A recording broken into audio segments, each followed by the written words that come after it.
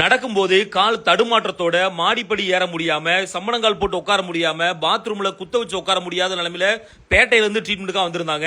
கால் முட்டு பகுதியில கடுமையான வலி வேதனை, ஊசி வச்சு குத்துற மாதிரி, அது மட்டும் இல்லாம இந்த கால்ஃப் மசில்னு சொல்லக்கூடிய அந்த கெண்ட சதைக்கு வலது பக்கம் இடது பக்கம் இருக்கக்கூடிய அந்த நரம்புகள்ல விண்ணு விண்ணு இழுக்கிற மாதிரி வலியும், பாதத்துக்கு மேல் உள்ள பகுதியிலையும் வந்து கடுமையான வலி வேதனையோட ட்ரீட்மெண்ட்காக வந்திருந்தாங்க.